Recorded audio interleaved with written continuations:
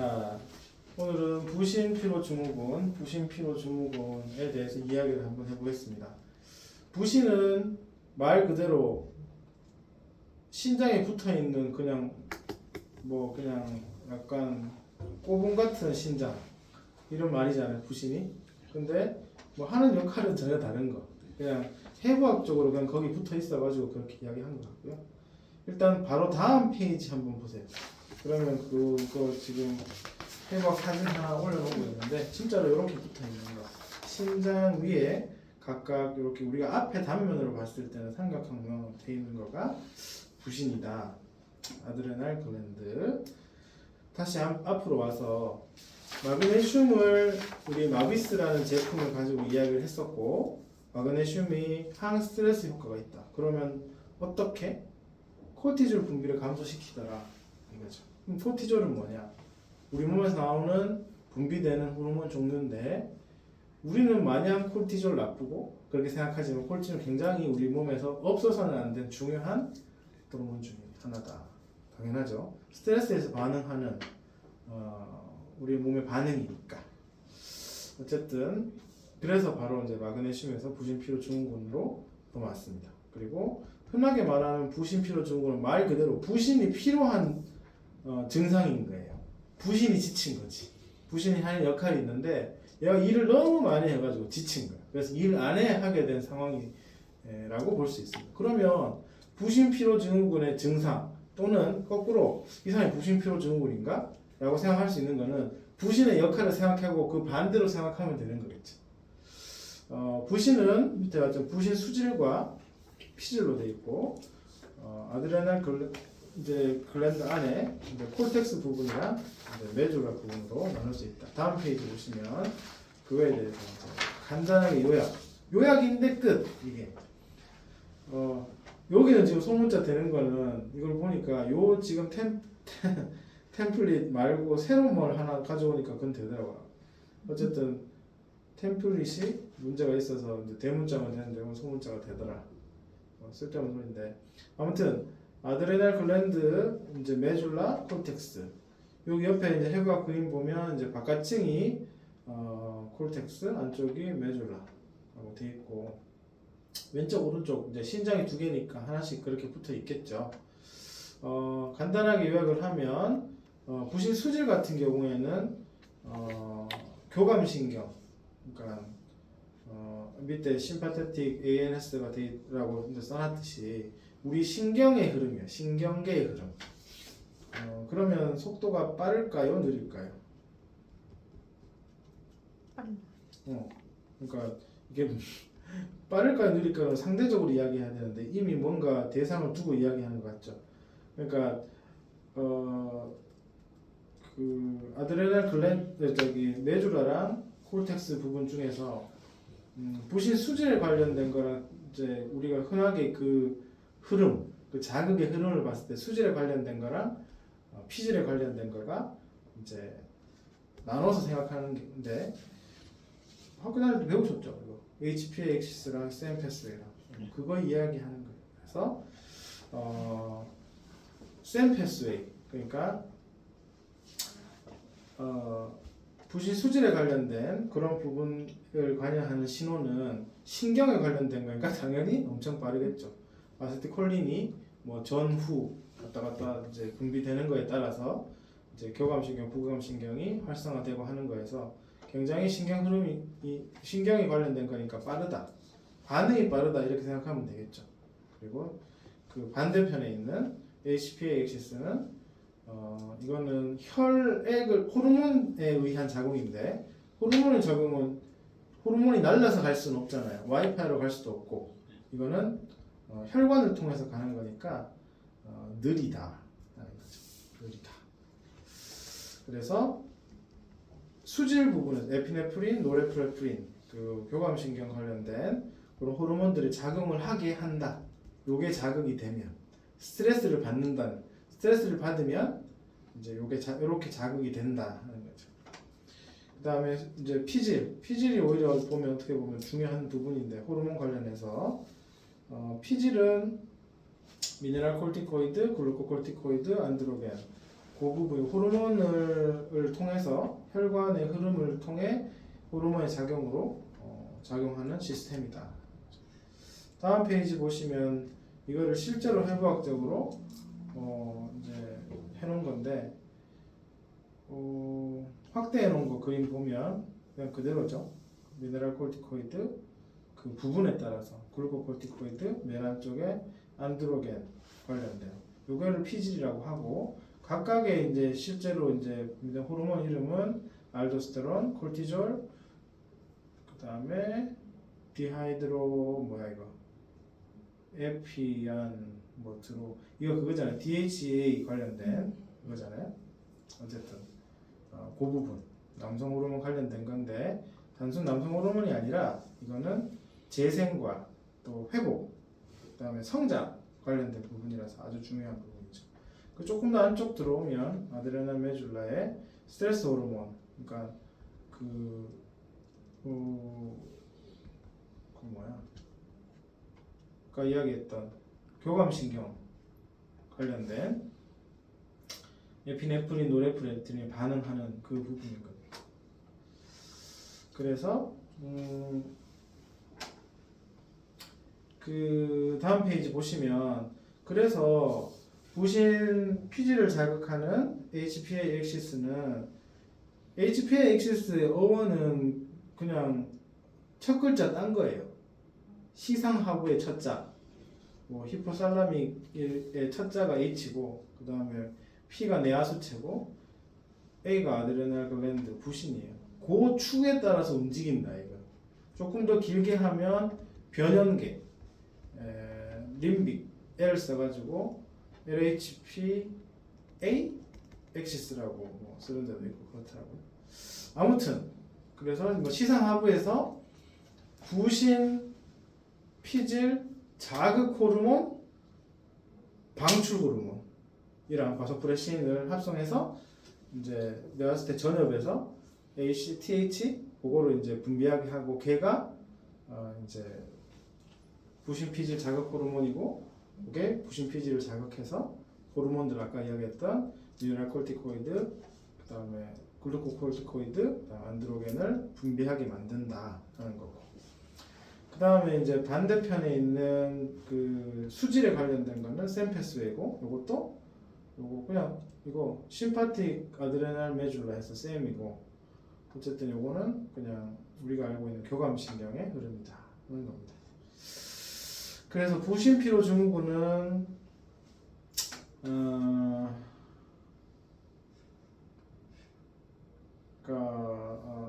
스트레스와 보통 이제 우리가 요게 부신 피로 증후군을 겪게 되는 거는 아까 이제 부신이 있으면 부신이 이제 스트레스를 받으면 자극을 받겠죠. 그럼 여기서 정상적으로 피질 수질이 거기에서 적당한 반응을 해서 우리 몸에 원하는 활동을 할 건데 이게 스트레스가 지속적으로 오래 장기간 과하게 또 이제 흔하게 접하는 거 다른 이유도 많이 있겠지만 스테로이드를 과하게 복용을 했다.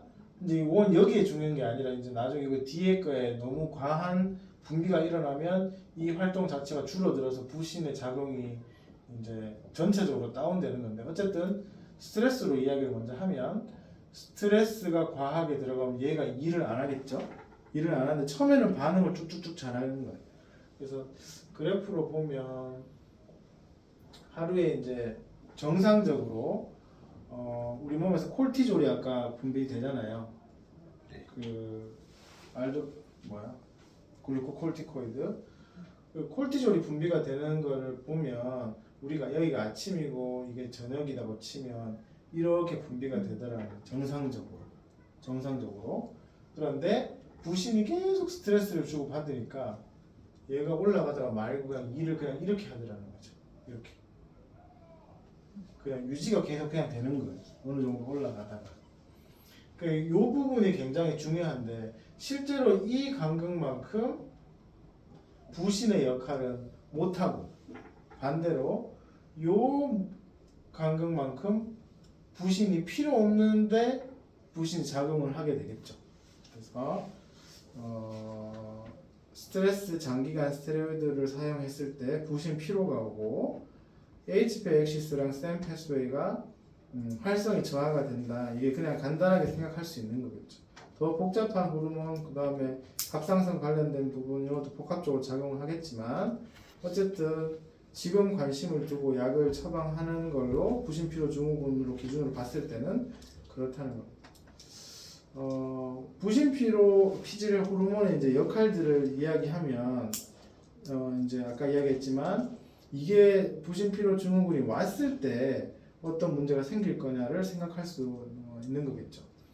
알도스테론과 그 미네랄 콜티코이드는 이제 미네랄의 우리 몸에서의 어떤 유지 조절 관련된 기관이라고 시스템이라고 볼 수 있는데 그러다 보니까 문제가 생겼으면 올 수 있는 거.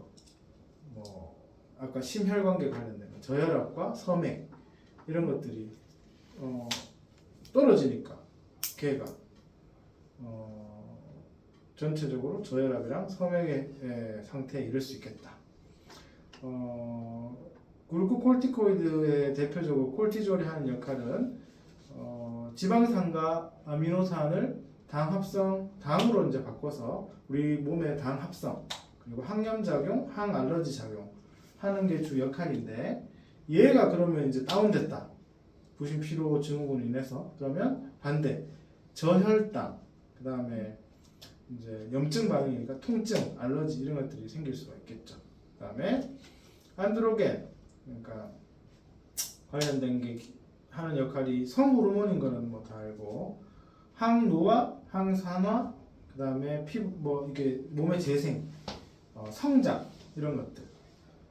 그러면 이제 이거는 문제가 생길 수 있는 게 만약에 다운이 됐다 그러면 신체 기능이 전체적으로 저하되고 피로해지고 그 다음에 뭐 우울감에 빠지고 성욕감퇴 그 다음에 근손실 그 다음에 골손실 이런 게 생기는 거죠. 재생이 안 되고 우리 몸이란 건 계속 유지되는 걸로 만들어져 있잖아요. 생기는 속도와 없어지는 속도가 맞으면 유지고 성장이 크면 성장이고 뭐 그렇잖아요. 노화고. 근데 새로 재생이 안 된다는 거는 그런 의미인 거죠. 이제 골 손실과 근육 손실 그런 게 생길 수가 있겠다. 그래서 어쨌든 그런 부분. 그러면 이제 이거는 이제 환자들하고 만났을 때 그냥 우리가 지식으로 가지고 있는 거고 설명할 필요는 사실은 없는 부분이에요. 그러면 뭐 부신피로 증후라는 게 있는데 뭐 이런 거예요. 설명하는 것도 길지만 할 필요도 없는 건데 사실 이거 이야기를 막 하는 거는 이 사람이 부신피로 증후군이 있구나라고 판단하려고. 그러니까 이 사람은 그냥 왔는데 이게 뭔 문제냐? 이거 만성피로 같은데 이거 너무 뭘 먹어도 아무 그게 효과가 없고 막 그렇다 하는 뭐 사람들 있잖아요. 그런 거에서 힌트 얻으려고 하는 거예요. 힌트 얻으려고 하는 거고 보통 이제 만성피로다 아침에 일어나기 힘들다는 이런 부분인 거죠. 원래 이만큼 와서 활성도 주고 몸에 막 활력도 주고 해야 되는데 이게 이만큼 떨어져 있으면 이 간극만큼 못하는 일 중에 하나가 아침에 일어나기 너무 힘든 거야. 의욕도 없고 그냥 우울감, 밥맛도 없고 막 그런 거죠. 그리고 소화불량, 근육통, 월경통, 어지러움증, 집중력 저하 뭐 이런 것도 그냥 뭐 만성 피로에 관련된 나 너무 만성적으로 피곤해요 할 때 이제 나타나는 그런 뭐 증상들이죠. 근데 여기서 좀 재밌는 포인트는 요 부분인 것 같아요. 저는 하나 반드시 만성 피로 이유는 이거 아니라도 많잖아요.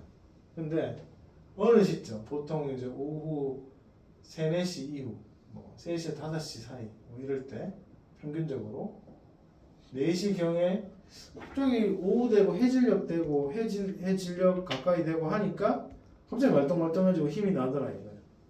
차분해지는 것 같고 기분도 좀 좋아지는 것 같고 그게 요 간극만큼에 일어나는 일들입니다. 그래서 꼭 물어봐야 될 게 꼭 아침에 너무 힘든데 이제 오후 되면 그때 좀 살겠더라 뭐 이렇게 그냥 오전에 괜찮았는데 오후에 그 시간 돼서 좋아진다고 해서 이제 몸이 뭐 내 체질이 그런 거 없다 이렇게 말씀하시는 분도 있거든요. 근데 이야기를 해서 한번 의심해 볼 필요가 있는 거죠. 그런 것들을. 그리고 뭐 혈당 관련된 부분도 중요하게 생각해야 되고 그렇습니다. 그 흔하게 우리가 이야기하는 당 이야기 왜 나오면 당 떨어진다 이런 이야기 하잖아요. 당 떨어진다 이야기하는 거.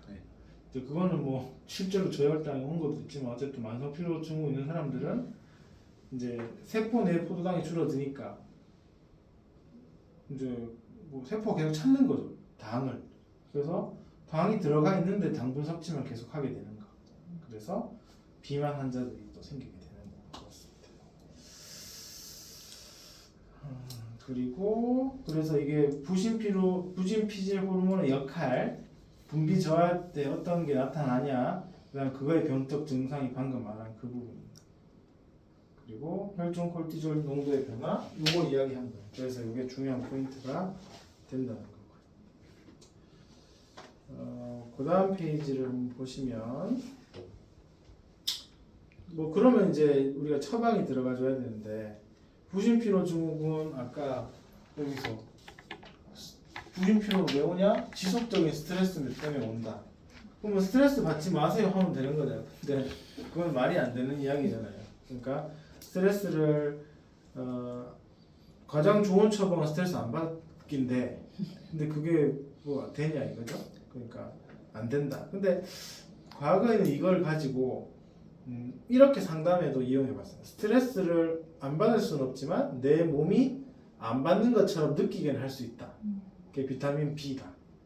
비타민 B5가 들어간 비타민 B군을 복용해야 되는 이유다라고 그런 논리로 상담을 한 적이 좀 있긴 있었는데 이제 뭐 괜찮은 것 같긴 했었어요. 어쨌든 그런 이유.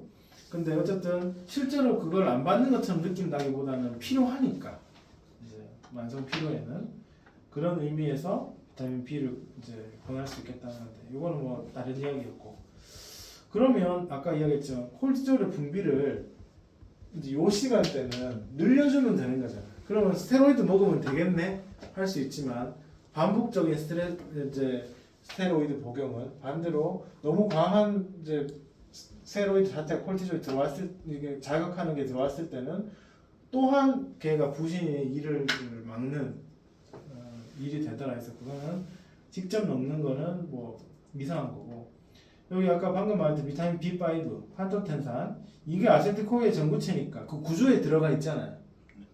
그래서 비타민 B5를 섭취해라. 그러니까 얘가 이제 ACTH가 돼가지고 부신 이제 피질을 자극하더라 이거죠. 그러면 콜티졸 분비가 되겠지 하는 거. 두 번째 오메가3.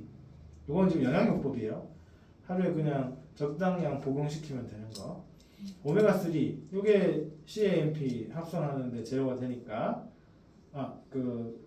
이제 과정이 되니까 그래서 얘가 콜티졸을 분비하는데 역할을 하는 거니까 효소가 되는 거니까 오메가3 복용해야 된다.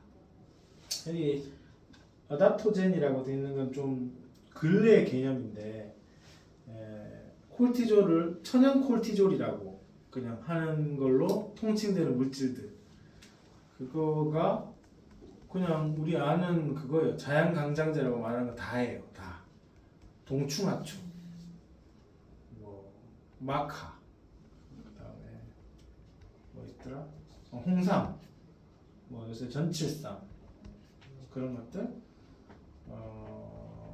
영지버섯 감초 가시오가피 뭐 이런 게 있네.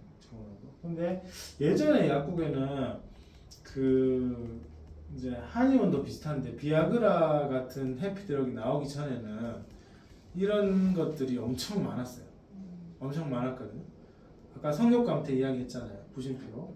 그래서 이게 남성 정력제 또 뭐 제한강장제로 엄청 많이 나왔어요. 드링크도 옛날에 엄청 많았잖아요. 영미천 뭐 이런 거. 영미천도 맞고 뭐 영지 뭐 이런 거 있었는데 옛날에 이랑지 뭐 그런 거 하여튼 뭐 영지 버섯 들어가 있고 그래서 근데 요즘 그런 거 잘 없는 것 같더라고. 가시오가피도 많았고. 근데 아무튼 그런 원리인 거예요. 이 아답토젠이라고 불리어지는 아이들이 이제 자연강장제인 거죠. 옛날로 말하면. 그래서 지금도 보면 홍삼 들어가 있는 어른 영양제들 있잖아요. 그런 거. 그 다음에 뭐 동충하초 요즘 많이 한동안 막 그랬었는데 요즘 없지만 그런 것들. 그다음에 건식에 마카 엄청 많이 쓰더라고요. 마카. 네. 그런 것도 그런 이유에 보통 뭐 마카에다가 비타민 B 잔뜩 넣어가지고 딱 이 약인 거죠. 딱 이 약인 거고. 우리 약국에 말하면 마다스 제약에 있는 그 약 뭐죠? 이름? 아들의 큐. 아들의 큐. 왜 이름이 아들의 큐일까?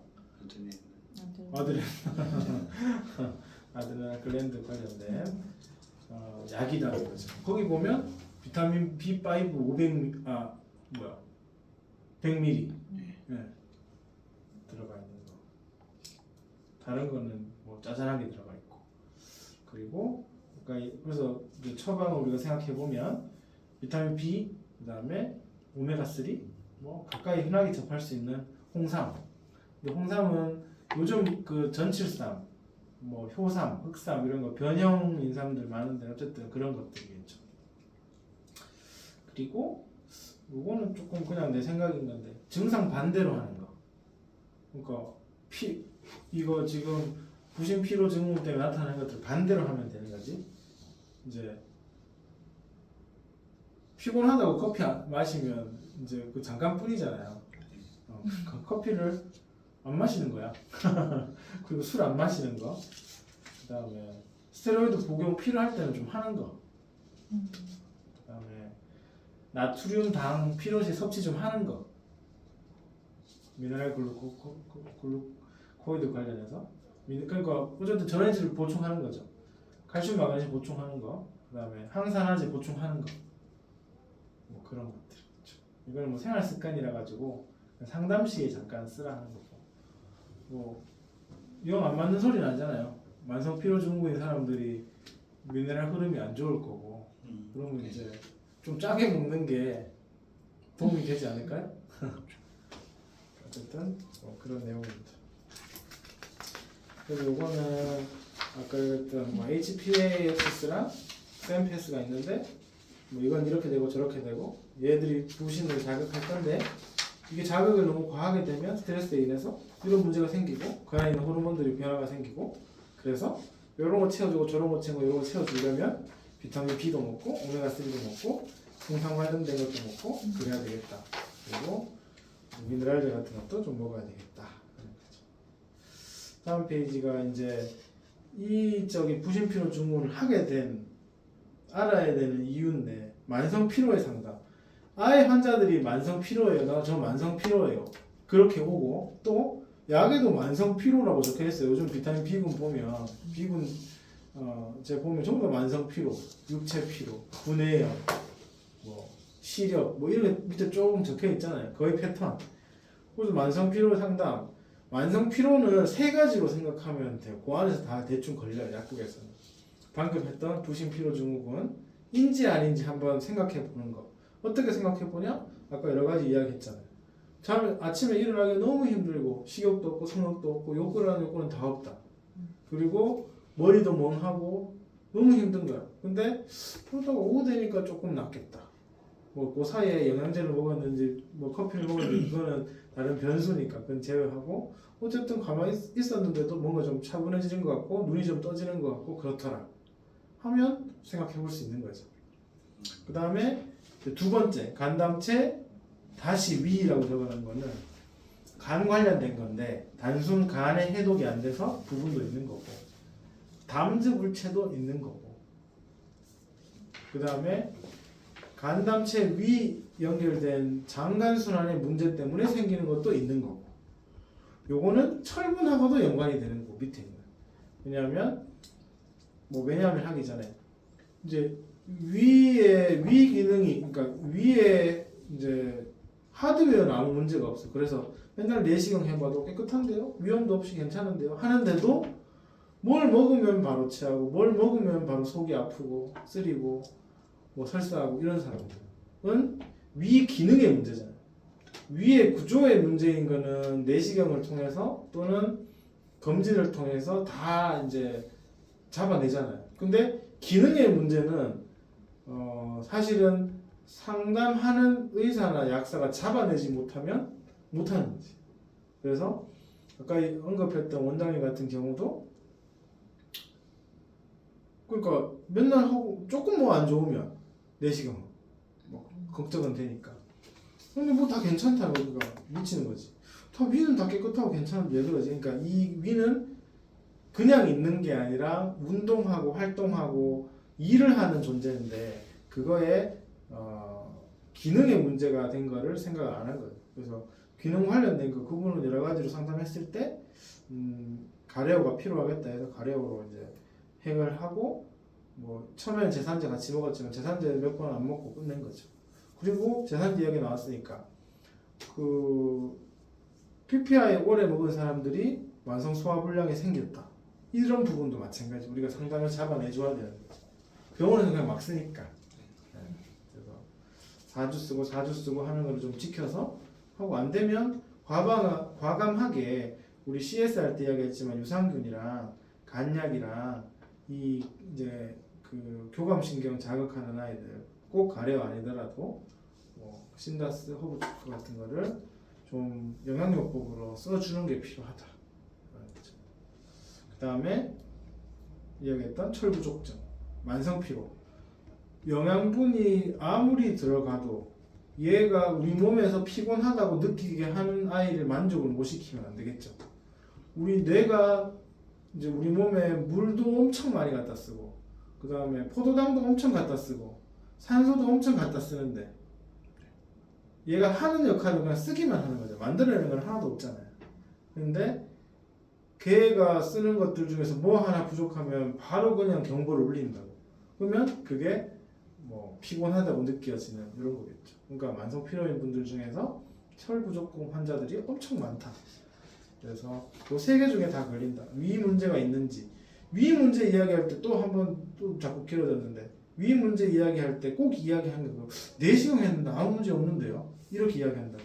그거랑 기능이랑은 전혀 상관 아니지만 상관이 없을 수 있다. 하는 거죠. 그리고 이제 부신 피로 증후군 관련된 것도 있고 그런 겁니다. 그래서 이렇게 해서 일단 부신 피로 증후군 마치겠습니다.